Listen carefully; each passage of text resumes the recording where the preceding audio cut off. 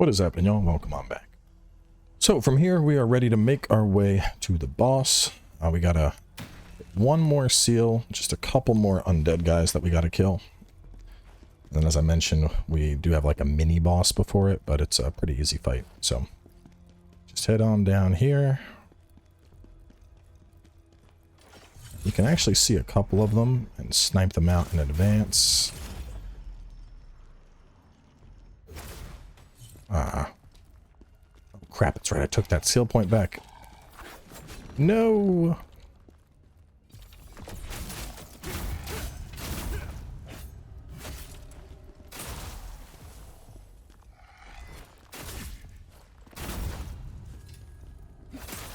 And I took that away to have the parry. Oh, the parry's going to be more valuable here anyway. So we do have another one of these big guys.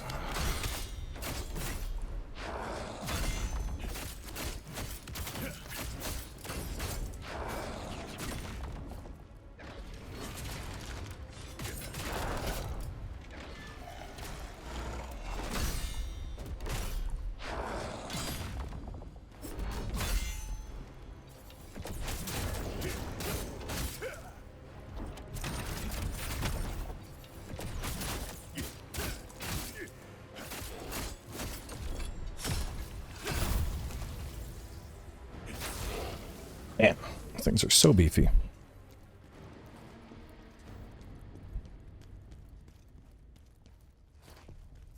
Him dead, we are ready.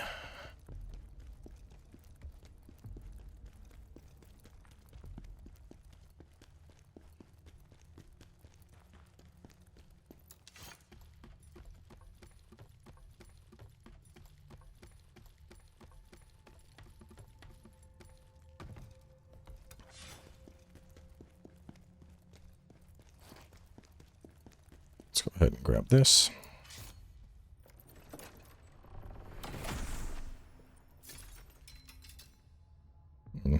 Maybe that necklace will be good.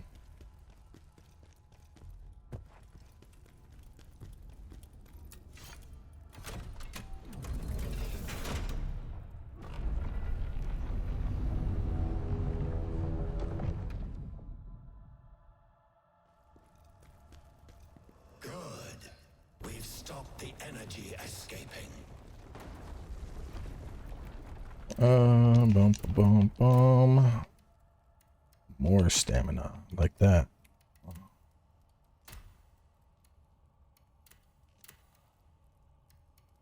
Damn, I need some better dual blades. Oh, man, wait, but you were dodge cost stamina decrease. No, I'll keep what I got. So we can run right back there to get to the rest spot, but if you run ahead, we have the remnant of adversity.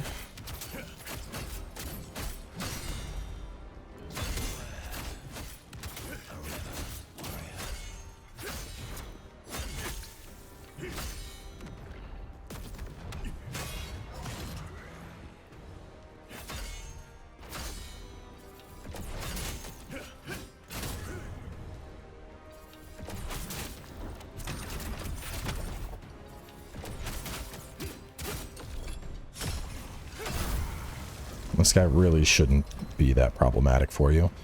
We can actually farm them. So this is talking about the Netherworld rifts and adversary versus advocacy. Basically, this is like the revenants in Neo. So the idea is when you see a red one, you can summon it up. When you kill it, you're going to get a couple pieces of loot out of it. In addition to that, when you take that out, you will get a item that's used to summon them for bosses. Now, they can definitely help from time to time. If nothing else, they just serve as a nice distraction just to keep the boss off you for a little bit. Keep in mind, there is a trophy for beating the entire game without using one of those. So if it's your first playthrough and you're on normal and you are struggling, you might be better off just pulling those out, using them, and then play through the game on easy during New Game Plus and not use them. And that way you can get the achievement on both ends. You can also level them up to make them stronger. And whether they appear or not, it just kind of depends. It's like a network thing. So here we are back at the beginning of the temple. Usually there's a couple of them around here, but for some reason there isn't right now.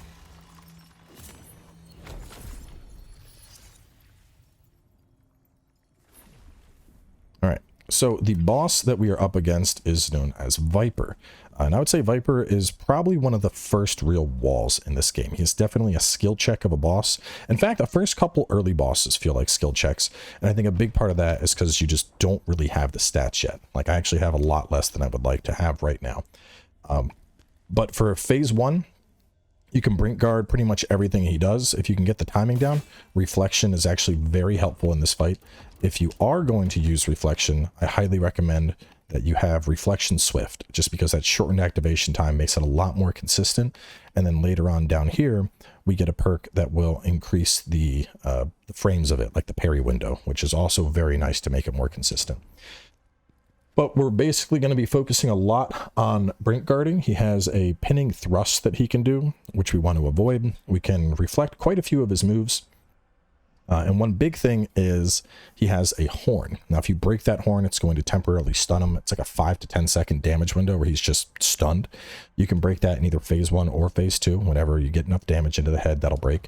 So if you're playing with dual blade, using something like Whirlwind and Whirlwind Swiftness can add a lot of damage into the mix and potentially break that horn. Now, in phase 2, the fight changes up a little bit. He will essentially enrage. He has big swings with his arm and then fast swings with the sword. You can also get reflections in that phase. I do think it's a bit harder, so I typically focus reflections in phase 1, and then in phase 2, I'm more focused on either guarding or dodging to get through them. But so similar to the other bosses, we're just going to jump in. I'll probably do a couple fights against him. Honestly, I think I'm a little bit low for this fight, so this might not even be a first attempt. We'll see. If you are fighting him with Greatsword, your best friend here is honestly going to be Armor Breaker. Armor Breaker is going to help a ton, and then utilizing Giant Hunt is going to help to get the horn break. If you're working with Spear, you could go for... where's it at? Is Shadow Strike the one I'm thinking of? No, Shadow Strike. Anyway, when I was fighting him with Spear, I pretty much just used Moonlight Stance. Moonlight Stance and Full Moon are like your best friend with the Spear build. And that had it to where he was just getting farmed on repeat pretty easily. Bro never did drop his gloves for me. Dropped every other piece. Did all the prep for this episode. Ended up being like a 3.5 hour stream just because I kept farming Viper.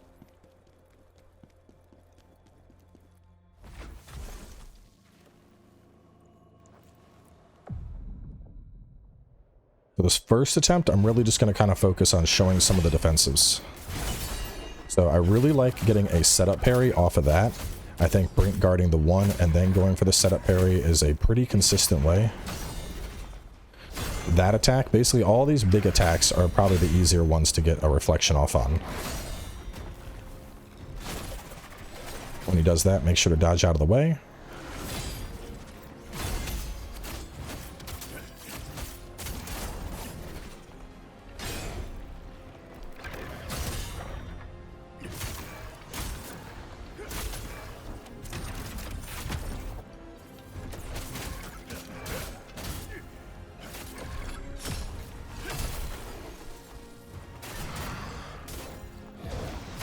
When he does this, just back away a little bit. Otherwise, that'll vacuum you on in. And then out of that, he's going to jump up. And we can brink guard that.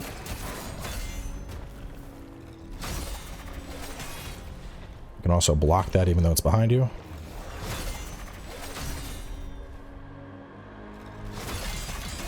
That one is more annoying to deal with.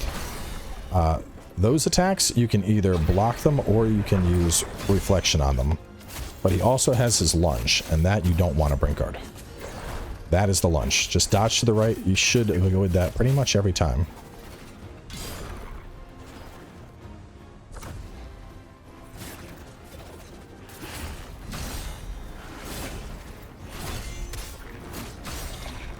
You can see multiple brink guards can also stun him up.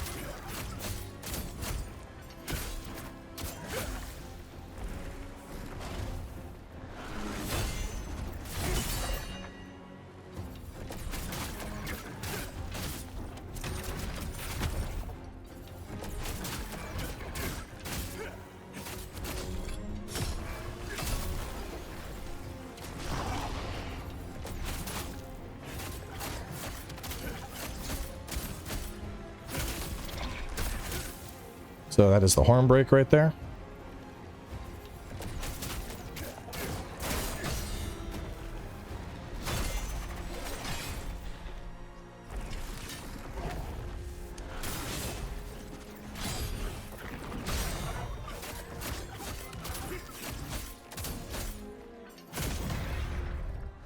You can see it's all this whole first phase, it's all about just defensive play.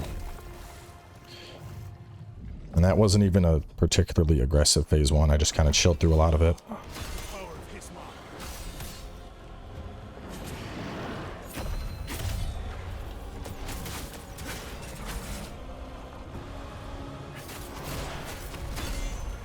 You can see I'm just doing a lot of brink guarding and weaving in attacks as I can. Watch out for the 1-2.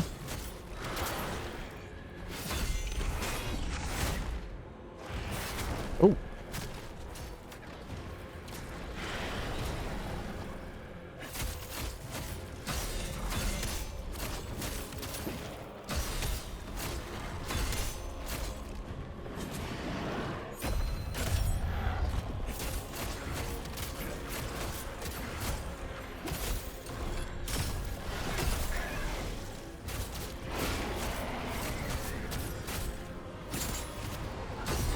Alright, when he does this, back off a little bit. Now that he's in phase 2, try and stay close to him. We just want to keep working damage as much as we can, because the only way to get him out of this berserk state is to exhaust his stamina.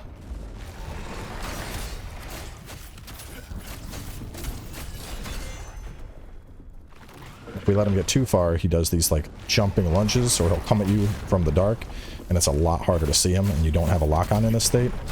So it's easy to just... The best thing I can say is just stay right on top of him.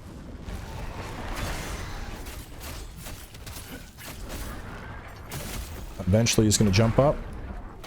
We can just back out of this completely. Just hang out in the background. And then while he's posturing, getting some free damage.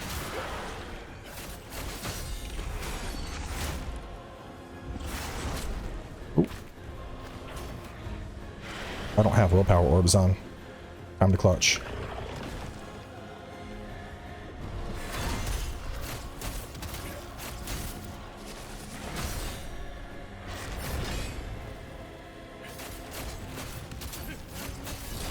Oh, he got me with the quick swing.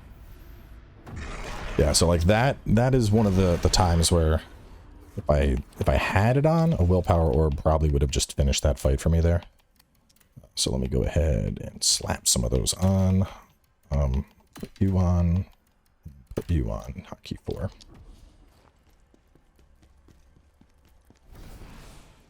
We're actually going to work fire enhancers in here, just because it's a boss, we might as well.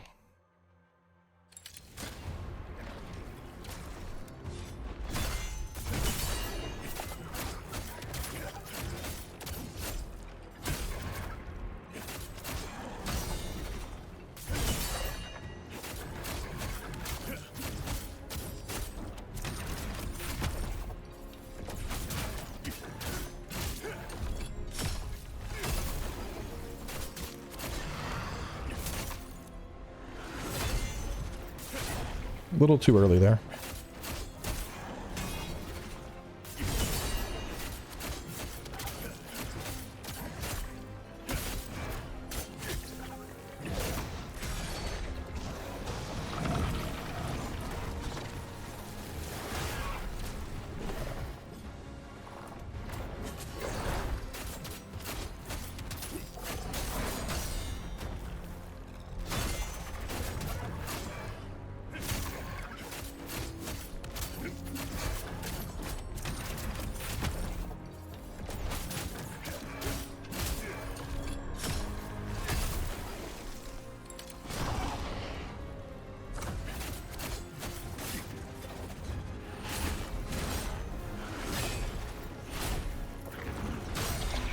If you find yourself struggling to get down the reflections, don't worry about it. Instead, just focus on brink guarding everything.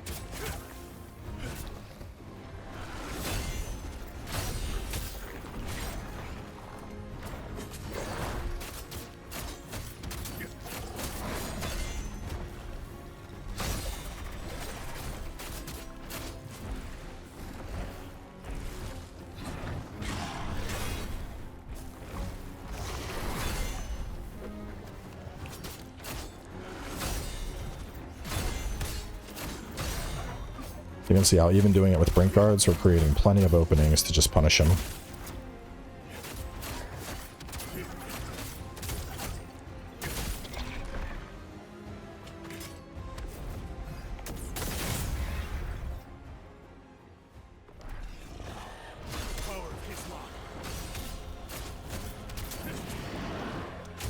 Oh, I messed that up.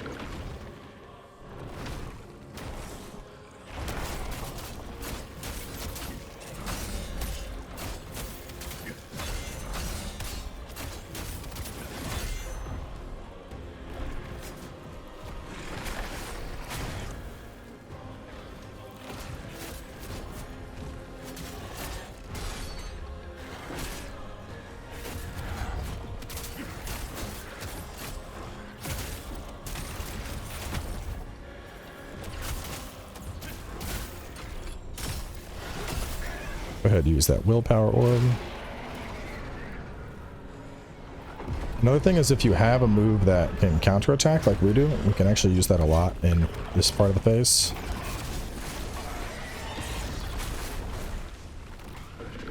Or you can just kind of get the blocks off as you see it coming. But I think staying on top of them is a better bet in this phase.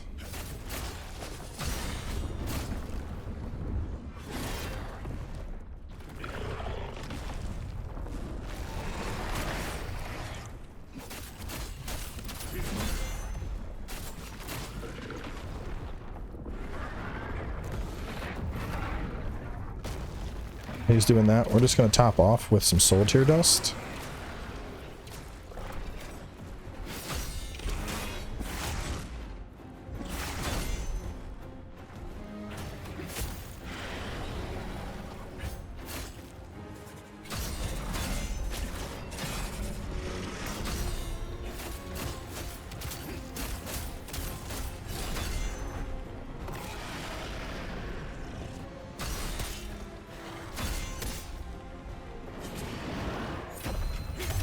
Probably one of the biggest things is just don't get too greedy with your attacks in phase 2, because as we've seen, he can do a lot of damage to my stamina if I let it happen.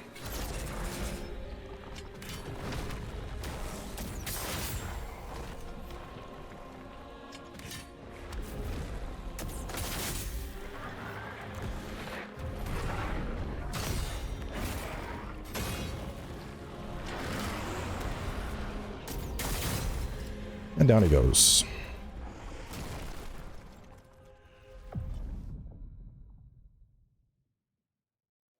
It might take a couple tries, but I think the biggest thing here is phase 1, you know, as long as you are able to side dodge and not get hit by that, you know, that pinning attack, that's going to prevent a lot of damage. The rest of that, whether you're going to brink guard or you're going to deflect or flexion, both of those are going to work completely fine in terms of taking them out.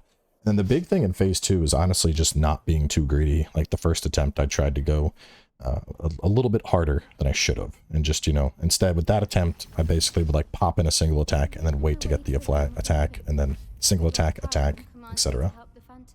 The realm of the living is now, it seems, by the authority given to... So now we have access to our human hub, in addition to our Netherworld hub. You know about the redstone. So Go ahead, run through her dialogue if you would like. more to do, bring it. You can unleash soul stones. We're going to get more health increase, but once again, preference, go for whatever. We also have access to the training grounds now, which are quite nice. So especially when you're trying out new moves and you're trying to figure out what you like, the training grounds are an excellent place to do it. We have consumables that have no limit here, so you can go ahead and pop that to get all of your spirit, which is something I wish I had known sooner. And this is just a great place to like test out different moves and, you know, see just kind of what adjusts to your playstyle the best, what is doing more damage for you. The encyclopedia has, or not the encyclopedia, oh, maybe she hasn't given it to me yet, that might come later. If I go to training settings, I can go here and select training opponents. So you can't pull bosses in, but anything else, anything that I have, here we go, like these guys, I can make him as a training opponent. I can make this guy as a training opponent. And you can also see that we have the bonus training here. This is something that we get for defeating these enemies out in the wild. Like for, let me find one just to show what I'm talking about. I don't have many yet. Beat a while it's staggered. 3 successful counterattacks. Yeah, let's do that. I need this thing to, oh no, it didn't even spawn. That's weird. Well, anyway, we don't need to play around with the training grounds, but the idea is the encyclopedia is going to give us like little side quests that we can do to accomplish. There we go. Daferona's Codex. This is going to have a breakdown of all the various enemies. You can enter the training grounds against them. Something like this. I can obtain my rewards.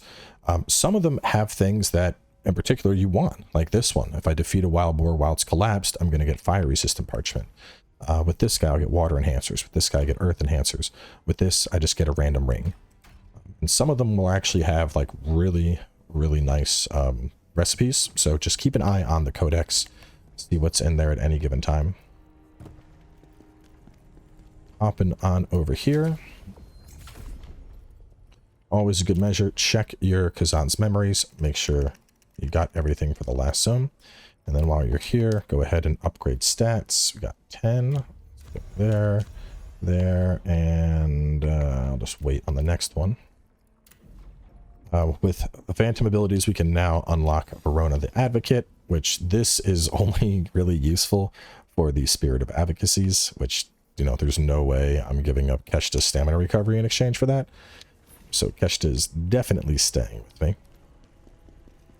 And then once again, if you're trying to farm up that set, maybe you're like, oh, you know, that set would be really good for me. I'm a spear user. You just hop right back in and redo it. But now that we have access to the second part of the hub, we can hop on over here and see things are a wee bit different. Now, we don't have everything unlocked immediately. So go ahead, talk to Quimek. She has brought Lumic here. Go ahead and sell this stuff to him. These are meant to be sold just for gold. There's actually a trophy for selling him stuff, so we'll go ahead and do that. And then he's going to have a bunch of random gear. Sometimes there's occasionally something that's good in there. Nothing that really stands out as something I would want. But so that is going to be your merchant. Down here, we're going to have the blacksmith. We currently don't have him yet. We have to do a side quest that will unlock him. So he's just chilling for the time being. Extract Lacrima Lady is still here, which actually, let me go through my rings and inventory and all that. Shieldman's Ring. Fallen Lord's Helm. I don't want... Actually... 3-piece of that might not be bad. Charged attack damage up. Brink dodge gives stamina recovery and enemy exhausted. That's kind of good. There's also the butcher set, which I could farm up. I might go farm up a butcher set. How many pieces did I get? Just one?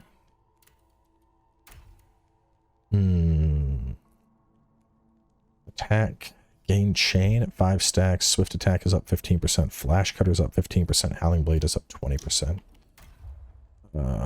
Howling blade. And where's flash cutter? Are you flash cutter? You are. All right. I might actually go farm that setup because that's like all the shit I'm using. So I hadn't had a chance to cover that in the walkthrough prep yet. So I decided to just pause the recording, run the whole loop, and then show y'all where we go. So we're going to head on up this way. Game's running a little janky at the moment. Hopefully it doesn't look too bad. This is actually where the jar man is going to be. We're going to get him soon. We go on up here. Now back here there is a there's a chest with some gear. honestly, it will level up to what it is when you open it. So like if you're fine with the current set you have, you're probably not going to need it. Just save it for a later time. I don't know exactly if it does have like a max level, but I know on the stream prep it was like it shot up to like level 40 because that's what my character was around, and I'm imagining if I open it now it'll probably be comparable to, you know, 38 or something. But anyway, after going all the way around, you can then open this gate here. And that's the last thing for now. So obviously make sure you go on over here, break down any extra gear that you don't need. If you do want to grab that set from the chest, go ahead and grab it now. And otherwise, in the next episode, we'll resume with a new zone. And then from there, we're going to start getting our little jarlings.